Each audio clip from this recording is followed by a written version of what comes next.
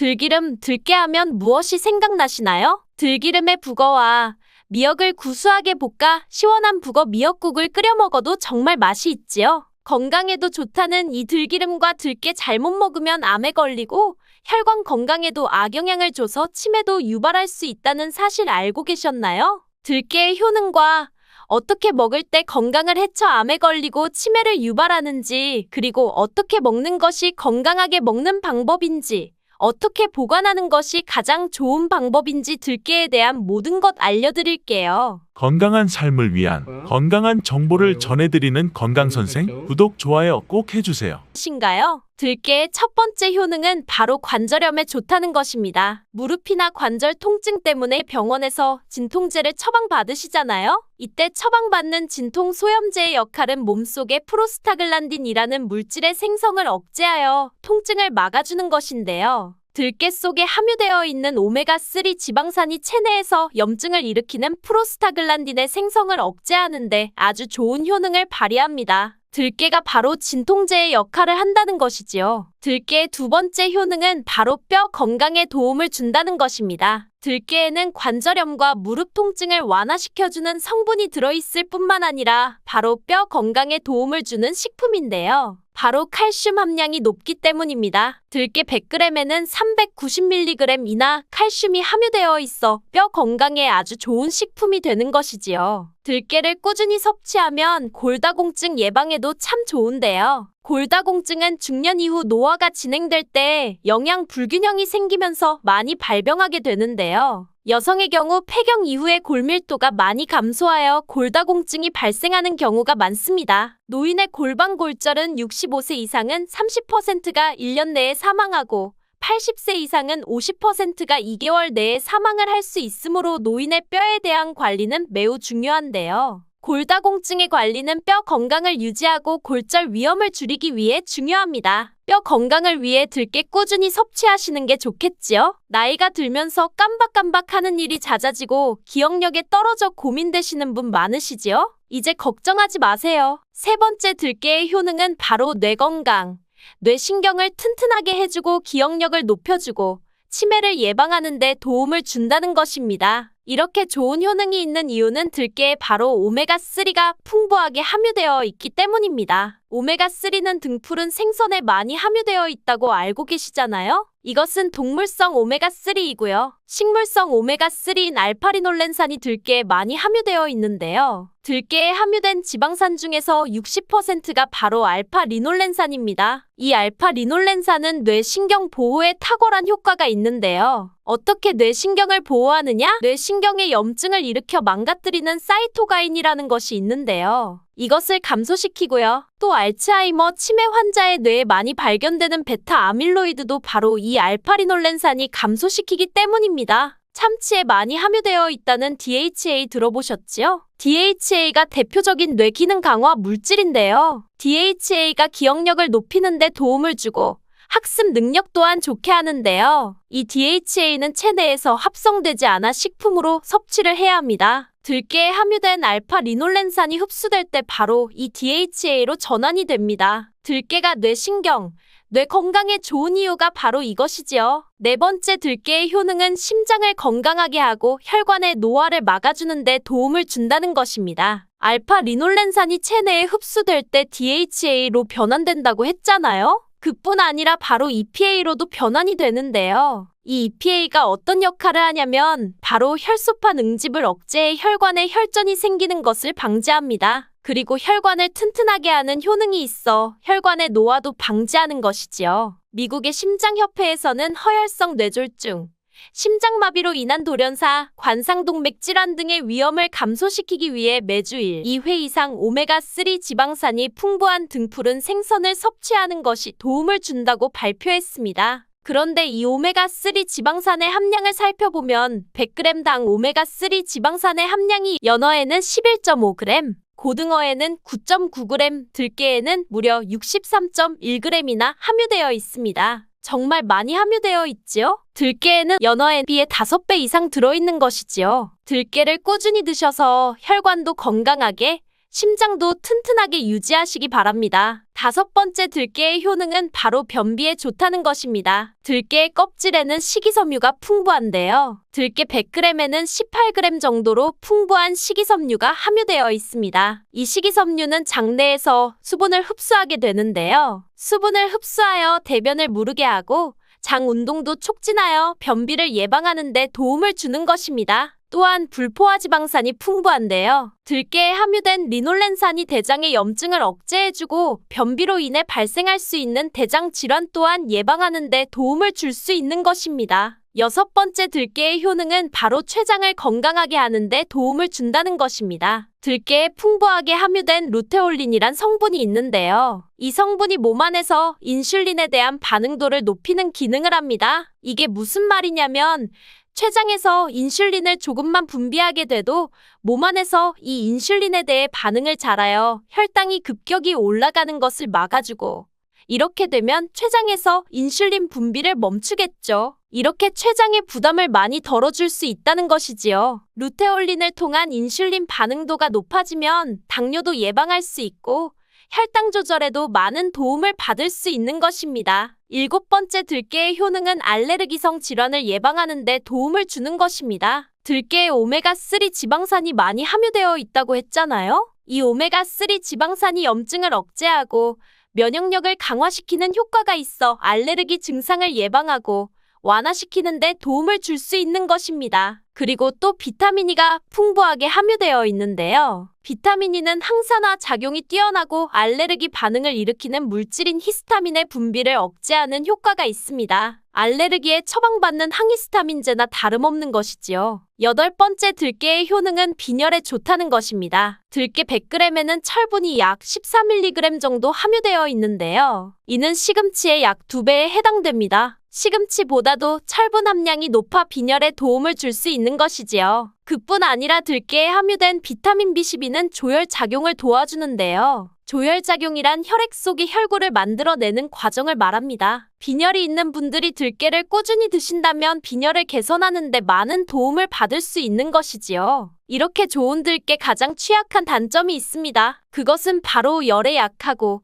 쉽게 산패된다는 것입니다. 통들깨보다는 들기름으로 많이들 섭취하게 되시는데요. 이 들기름을 짤 때의 방법이 중요합니다. 보통은 200도 이상으로 들깨를 볶아 기름을 짜게 되는데요. 이때 몸에 좋은 오메가3 지방산이 대부분 파괴가 됩니다. 그래서 들기름을 드실 때는 저온에서 압착한 기름을 사용하시는 것이 좋습니다. 저온 압착유 또는 생들기름이라고도 하는데요. 이 기름을 요리에 사용할 때에도 열에 오랫동안 가열하지 마시고 요리가 끝나갈 무렵에 들기름을 넣어주시거나 먹기 직전에 드레싱을 하여 드시는 것이 좋습니다. 들기름이 산패가 쉽게 되는데요. 들기름이 산패되면 벤조피렌이 생성되게 되는데 이게 1급 발암물질입니다. 산패된 들기름을 지속적으로 드시게 되면 발암물질을 계속 먹게 되는 것이지요. 그래서 들기름의 사용기한을 지켜주시는 것이 좋은데요. 보통은 2달 이내로 드시는 것이 좋고 개봉을 하셨다면 1달 이내에 소비하시는 것을 권장드립니다. 보관 방법도 중요한데요. 신문지나 검은 비닐 등으로 감싸 빛을 차단하고 밀봉한 상태에서 반드시 냉장 보관하시기 바랍니다. 실온에 두신다면 들기름의 산패는 급속히 진행되기 때문입니다. 그런데 이 들기름을 오래 보관할 수 있는 방법도 있는데요. 그것은 참기름과 섞어서 보관하는 것입니다. 참기름에는 비타민이와 세사몰이라는 성분이 있는데요. 이 성분이 산패를 막아주는 데 도움을 줍니다. 이 세사몰이라는 성분은 참기름을 고온에서 볶거나 기름을 짜는 과정에서 생성되는 물질인데요. 이 때문에 다른 기름에 비해 참기름이 산패가 느리고 지속성이 좋은 것이지요. 그래서 들기름과 참기름을 7:3 또는 8:2 정도로 섞어서 보관하시면 조금 더 오래 보관하실 수 있습니다. 그런데 들깨를 기름으로 드시게 되면 들깨 껍질을 섭취할 수 없는데요. 들깨 껍질에 몸에 좋은 식이섬유와 대표적인 항산화 물질인 페놀 성분들을 다 버리게 되는 것입니다. 그래서 들깨를 제대로 드시려면 들기름보다도 통들깨 자체로 드시는 것이 좋습니다. 마트에 가면 통들깨보다도 들깨 가루를 많이 판매하는데요. 들깨 가루는 산패가 빨리 되기 때문에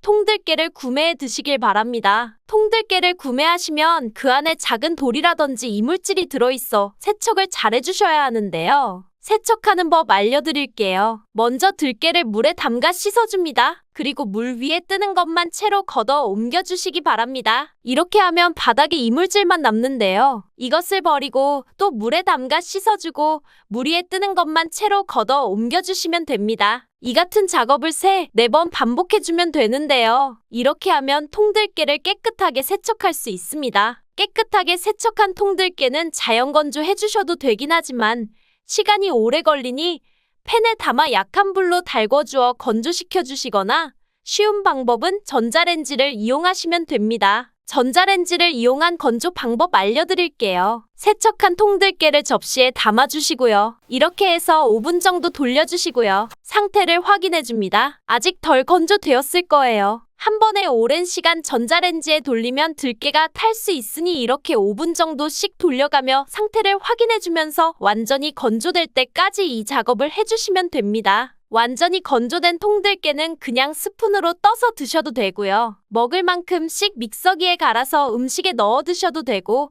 통들깨 자체로 음식에 넣어 드셔도 됩니다. 이렇게 하시면 들깨를 산패되지 않은 상태로 신선하고 건강하게 버리는 것 없이 드실 수 있습니다. 어렵지 않죠? 한의학에서는 약으로 사용할 정도로 약효가 뛰어난 식재료가 녹두입니다. 우리 선조들은 이 약효를 잘 알고 일반 가정에서도 많이 사용했습니다. 이런 녹두가 만병의 근원인 고혈압과 당뇨에도 좋다는 사실 알고 계셨나요? 그런데 이렇게 좋다는 녹두도 잘 알고 드셔야 하는데요. 잘못 드시면 우리 몸에 독이 될 수도 있고 잘 드시면 보약이 될 수 있답니다. 녹두는 어떻게 또 무엇과 먹어야 되고 주의할 점은 무엇인지 모두 알려드릴게요. 건강한 삶을 위한 건강한 정보를 전해드리는 건강선생 구독, 좋아요 꼭 해주세요. 녹두의 약간 거친 식감을 싫어하시는 분들이 껍질을 까고 녹두 쏘갈맹이만 드시는데요. 녹두의 놀라운 영양 성분들이 거의 다 껍질에 있기 때문에 녹두 껍질은 반드시 함께 드셔야 합니다. 녹두에는 식이섬유가 풍부하고 소화를 돕는 효소가 많아 소화가 잘 안 되는 분들이 드시면 도움이 되는데요. 녹두의 풍부한 식이섬유가 장 운동을 활발하게 하고 소화를 돕는 효소가 장내의 유익균을 풍성하게 해주어 장 건강을 개선해 줄 수 있습니다. 우리의 선조들은 기력이 많이 약해진 환자에게 녹두죽을 먹여 몸을 회복시켜 주었는데요. 그만큼 몸이 약해진 환자들의 몸에도 흡수가 잘 될 만큼 녹두가 우리 몸에 좋다는 것이지요. 놀랍게도 녹두에는 마그네슘, 칼슘과 같은 미네랄 성분들도 풍부한데요. 풍부한 칼슘은 골다공증을 예방하고 뼈를 튼튼하게 하는 데에도 탁월한 효능을 발휘합니다. 칼슘이 뼈를 이루는 주 성분인 것은 잘 알고 계시죠? 마그네슘은 이런 필수 미네랄인 칼슘의 흡수를 도와주기 때문에 녹두가 뼈 건강에도 놀라운 효능을 발휘할 수 있는 것이랍니다. 녹두의 성질이 차기 때문에 몸이 찬 분들은 주의해서 드셔야 하는데 이 때문에 녹두의 껍질을 벗기고 드시는 분들이 있는데요. 마늘과 함께 드신다면 몸이 찬 분들도 걱정 없이 녹두를 드실 수 있습니다. 마늘의 따뜻한 성질이 녹두의 찬 성질을 중화시켜주기 때문이죠. 이뿐만 아니라 마늘이 대표적인 항암식품인 사실은 알고 계시죠? 마늘에는 S알릴시스테인과 알리신이란 성분이 풍부하여 암세포를 억제하고 사멸시켜주는 효능이 있는데요. 또한 강력한 항산화 성분인 폴리페놀이 많이 들어있어 나쁜 콜레스테롤의 생성을 막아 혈관을 깨끗하게 만들어주어 심혈관 질환 예방에 매우 탁월하답니다. 이뿐만 아니라 체내 지방의 대사를 촉진하여 지방분해를 빠르게 일으켜 체지방을 제거하고 비만을 예방하는 효능까지 있는 놀라운 식품이죠. 마늘을 녹두와 함께 드시면 시너지가 폭발하여 우리 몸에 보약이 됩니다. 마늘과 녹두를 함께 먹을 수 있는 가장 간단한 방법은 마늘 녹두밥을 지어 먹으면 되는데요. 녹두를 물에 충분히 불려서 밥을 하시면 녹두 껍질의 거친 식감을 완화시켜 줄 수 있습니다. 녹두하면 생각나는 대표적인 음식이 녹두 빈대떡일 텐데요. 맛있는 녹두 빈대떡에 돼지고기를 갈아서 함께 부쳐 먹기도 하죠. 이 방법은 영양학적으로도 탁월한 조합이 됩니다. 녹두에 부족한 필수 아미노산인 트립토판 같은 성분이 돼지고기에 풍부하게 들어있기 때문인데요. 트립토판이나 메티오닌 같은 필수 아미노산은 우리 몸에서 자체 생성되지 않아 반드시 음식을 통해 섭취해야 하는데요. 돼지고기가 이런 아미노산의 최고의 공급원이 될 수 있답니다. 나이가 들면서 기력이 약해진 분들이 녹두와 돼지고기를 함께 드시게 되면 기력 회복에 놀라운 효능을 느낄 수 있을 거예요. 또한 돼지고기에는 단백질이 풍부하여 근육을 튼튼하게 하는데 도움을 주고 풍부한 비타민 B1은 피로 회복과 신경 안정에도 매우 효과적이랍니다. 철분도 풍부해 나이가 들며 부족해지는 철분 보충에도 효과를 볼 수 있고 필수 지방산인 리놀레산이 많아 동맥 경화와 고혈압 같은 성인병 예방과 아연, 셀레늄, 비타민 B6 등의 영양소로 인해 면역 체계를 강화하는 데에도 도움이 됩니다. 녹두는 혈당을 낮춰주고 인슐린 감수성을 높여주는 효능이 있어 당뇨 관리에도 너무 좋은 식품인데요. 풍부한 식이섬유는 혈당을 잡아주고 다양한 미네랄과 비타민도 풍부하여 당뇨로 인해 발생될 합병증을 예방하는 데에도 놀라운 효능을 가지고 있습니다. 이때 팥과 함께 드시면 이런 효능들이 폭발적으로 높아집니다. 팥은 강력한 항산화 성분 안토시아닌이 풍부하여 혈관 활성산소를 제거해주고 혈관세포의 손상을 예방해 주어 혈관을 깨끗하게 만들어주고 건강하게 해주는 효능이 있습니다. 2014년에 발표된 한 연구에서 팥을 섭취할 때 E형 당뇨병 환자의 혈당 수치와 인슐린 저항성을 개선하는 데 도움이 되는 것으로 보고했습니다. 이 연구에서는 4주 동안 매일 팥을 섭취한 결과 당뇨 환자들의 공복 혈당 수치가 평균 19.5% 감소하였고 인슐린 저항성이 감소하는 결과를 볼 수 있었습니다. 팥에는 쌀의 10배 이상, 바나나의 4배 이상 많은 칼륨을 함유하고 있는데요. 칼륨은 몸 안에 나트륨을 배출하고 당뇨 환자의 신장 기능을 강화시켜주고 혈압 상승을 억제해주는 효능이 있습니다. 팥은 한의원에서 다이어트를 위한 처방을 할 때 사용되는데 팥의 풍부한 칼륨은 이뇨작용하여 부종을 경감시켜주고 지방이 몸에 축적이 잘 되어 살이 찌는 사람에게 효과적입니다. 특히 쉽게 붓고 쉽게 살이 찌는 분들에게 더욱 효과가 좋은데요. 한 실험에서는 실험쥐에 팥 추출물을 먹였더니 근육 손실 없이 체지방 함량이 30% 이상 줄었고 몸무게도 37%나 감소한 결과를 발표하기도 했습니다. 녹두는 우리 몸 안의 독소를 제거해주는 효능이 탁월하여 해독제로도 많이 사용되었는데요. 독소뿐만 아니라 중금속과 혈관 내의 노폐물 제거에도 탁월한 효능이 증명되고 있습니다. 녹두의 차가운 성질은 우리 몸의 열을 낮춰주고 스트레스를 해소하는 역할도 해주고 녹두로 속을 채운 베개는 두통을 완화하는 데 도움이 되기도 합니다. 다만 이런 효능 때문에 녹두를 드실 때 주의하셔야 하기도 하는데요. 평소 몸이 찬 분이 녹두를 많이 드시면 오히려 몸에 해가 될 수 있습니다. 녹두의 찬 기운은 염증을 완화시켜주며 진통 효과도 발휘하기도 합니다. 스트레스로 열이 오르고 신경이 예민해지는 증상도 완화시켜줄 수 있습니다. 다만 평소에 몸이 찬 분들이 녹두를 많이 드시면 위장장애를 일으켜 복통과 설사 같은 증상이 나타날 수 있습니다. 이런 분들이 녹두를 드시려면 앞에서 알려드린 대로 마늘과 함께 드시기 바랍니다. 나이가 들면서 한의원에서 지은 보약을 드시는 분들이 많아지는데요. 보약,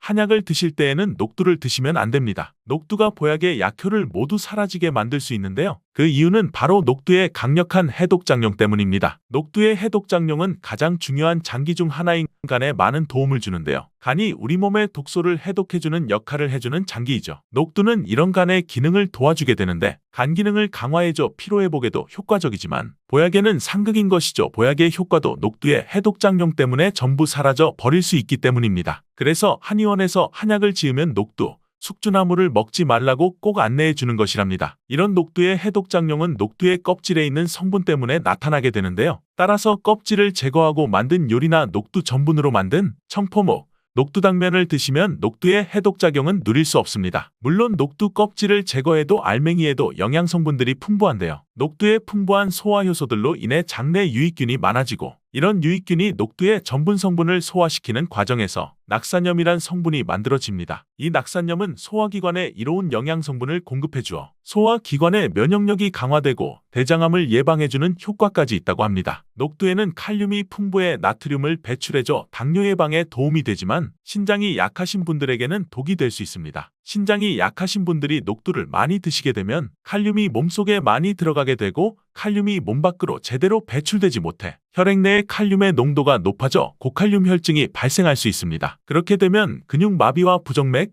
심장마비 등의 위험한 증상이 발생할 수 있으니 주의하셔야 합니다. 편의점에서도 많이 팔리는 간식으로 단밤을 빼놓을 수 없죠. 그만큼 밤은 우리에게 인기가 많은 먹거리인데요. 밤은 단순 간식으로 취급하기엔 우리 몸을 건강하게 하는데 깜짝 놀랄 만큼 많은 영양 성분을 갖고 있습니다. 그런데 밤도 잘 알고 드셔야 보약이 될 수 있는데요. 밤을 먹을 때 주의할 점과 밤의 효능 그리고 밤을 쉽게 까는 방법까지 밤에 대한 모든 것 알려드릴게요. 달달한 밤은 의외로 당뇨를 예방하는 데 놀라운 도움을 줄 수 있습니다. 밤에는 저항성 전분이 많이 함유되어 있어 혈당이 급격히 올라가는 혈당 스파이크를 막아줄 수 있습니다. 나이가 들수록 췌장의 기능이 약화되고 식습관이 좋지 않은 분들은 당뇨가 발병하기 쉽습니다. 고혈당으로 인해 췌장뿐만 아니라 혈관의 염증이 지속적으로 발생하여 다양한 심혈관 질환을 유발하게 됩니다. 따라서 50대 이후가 되면 건강을 유지하기 위해 혈당 조절이 필수적이죠.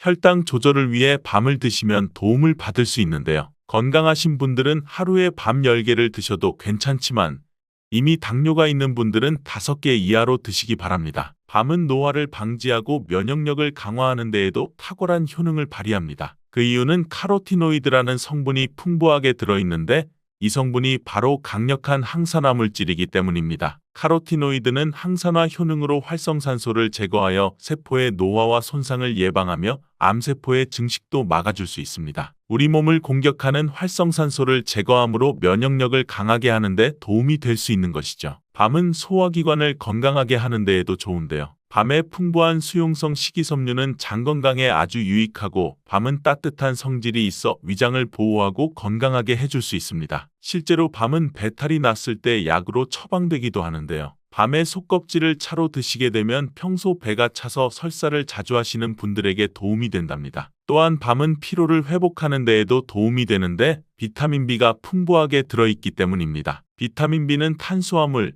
지방, 단백질 등의 대사를 촉진하여 에너지 생산을 도와 피로를 유발하는 원인 중 하나인 에너지 부족을 해소하는 데 도움이 됩니다. 또한 젖산이 근육에 쌓이게 되면 피로를 유발하고 근육통을 발생시키는데요. 비타민 B가 젖산의 생성을 억제하고 제거하는 데 도움을 주게 됩니다. 이런 효능으로 피로를 회복하고 근육의 통증까지 줄여줄 수 있는 것이죠. 또한 비타민 B는 신경계의 기능을 개선하는데 이는 피로감을 줄여주고 집중력과 기억력을 향상시키기도 한답니다. 혹시 치매가 걸릴까봐 걱정이 되시나요? 요즘에는 젊은 사람들에게도 치매가 발병하는 경우가 늘어나고 있는데요. 중년 이후가 되면 치매를 예방하기 위해 많은 영양제를 드시게 되죠. 밤을 드시게 되면 뇌를 건강하게 하는데 도움을 받을 수 있습니다. 밤에는 치매를 예방하는 데 도움이 되는 많은 영양성분이 들어있는데요. 대표적으로 트립토판, 레시틴, 베타카로틴, 폴리페놀 등이 있습니다. 트립토판은 뇌에서 세로토닌의 생성을 촉진하게 되는데 세로토닌의 별명이 행복 호르몬이죠. 세로토닌의 효과로 스트레스를 해소하게 되고 행복감이 높아지면 치매를 예방하는 데 도움이 될 수 있습니다. 레시틴은 뇌세포를 구성하는 성분 중의 하나로서 뇌세포의 손상을 예방하여 뇌의 기능을 향상시킬 수 있습니다. 베타카로틴과 폴리페놀은 인지 기능을 강화하고 뇌세포의 손상과 노화를 예방하여 치매를 예방하는 데 놀라운 효능을 발휘하게 됩니다. 고혈압을 완화하는 데에도 밤은 좋은 식품인데요. 풍부한 칼륨을 함유하고 있어 체내에 쌓인 나트륨을 배출하여 혈압을 낮추는 데 도움을 줍니다. 또한 마그네슘이 많이 들어있는데 마그네슘의 대표적인 효능 중에 하나가 혈압을 조절하는 것이죠. 다만 칼륨의 함량이 높기 때문에 신장이 약하신 분들은 밤을 드실 때 주의가 필요합니다. 중년 높은 칼륨의 섭취는 약해진 신장을 더욱 망가뜨릴 수 있기 때문입니다. 밤 좋아하시는 분들 많으시죠? 그런데 이 밤이 다 좋은데 까는 게 쉽지 않아 고생하시는 분들 많으실 거예요. 밤 한 방에 쉽게 까는 방법 2가지 방법으로 알려드릴게요. 우선 밤을 물에 담가 깨끗하게 씻어주세요. 밤에는 흙먼지 등 이물질이 많이 묻어 있으니 깨끗하게 씻어 주시기 바랍니다. 깨끗하게 씻은 밤에 칼집을 내주시면 됩니다. 칼집을 내실 때는 칼을 이용해도 되지만 조금 더 안전하게 가위를 사용하시는 것을 추천드립니다. 그리고 물에 담가 1시간 정도 불려주세요. 첫 번째 방법은 찜기를 이용한 방법입니다. 1시간 정도 지났으면 이제 찜기에 담아 20분 정도 쪄주시면 됩니다. 끓기 시작하고 20분 정도 쪄주시면 됩니다. 20분이 지나면 가스불은 꺼주시고 10분 정도 뜸을 들여주세요. 그리고 시간이 다 되면 찬물에 밤을 넣고 식혀주시면 됩니다. 이때 밤의 속껍질과 겉껍질이 분리가 되어 밤을 쉽게 깔 수 있습니다. 이제 다 식었으니 한번 까볼까요? 잘 안 까지네요. 잘 안 까지는 밤이 있을 수 있으니 다른 것으로 해보겠습니다. 이것도 잘 안 까지네요. 지금 이 영상을 보고 계신 분들도 이런 경험 많으셨을 거예요. 다른 사람들은 잘 된다던데 왜 나는 안 될까? 고민만 하고 계셨죠? 왜 안 되는 건지 제가 바로 알려드릴게요. 문제는 삶는 방법이 잘못된 게 아니라 밤의 품종 때문입니다. 밤은 보통 3가지 품종이 있는데요. 약단밤, 대보밤, 옥광밤, 약단밤. 다른 밤들은 아무리 잘 삶고 굽고 해도 속껍질까지 한 번에 까지지는 않습니다. 그럼 약단밤으로 삶아서 까는 거 보여드릴게요. 제가 지금 사용하는 밤은 칼집이 있는 약단밤입니다. 과정은 똑같습니다. 물에 씻어 주시고요. 씻은 밤은 1시간 정도 물에 불려줍니다. 물에 불린 밤을 찜기에 20분 정도 쪄주고요. 김이 모락모락 나죠? 20분이 지나면 가스불은 꺼주시고 10분 정도 뜸을 들여줍니다. 뜸 들이기가 끝나면 찬물에 밤을 식혀줍니다. 다 식은 밤은 물에서 건져주시고요. 이제 손으로 밤을 까보겠습니다. 자, 한번 볼까요? 짜잔! 어때요? 잘 까지죠? 다른 밤도 해보면 깔끔하게 잘 까집니다. 어때요? 맛있게 생겼죠? 밤 한 방에 쉽게 까는 방법 두 번째는 에어프라이어를 이용한 방법입니다. 에어프라이어로 하면 군밤 비슷하게 됩니다. 깨끗하게 씻은 밤을 물에 불리지는 않고요. 에어프라이어에 넣고 180도에서 20분간 구워줍니다. 다 구워진 밤 어때요? 벌써 벌어진 밤들이 보이죠? 지금은 너무 뜨거우니 조심하시고요. 잘 식은 밤을 한번 까보겠습니다. 밤 까는 재미까지 있는데요. 한번 볼까요? 어때요? 너무 잘 까지죠?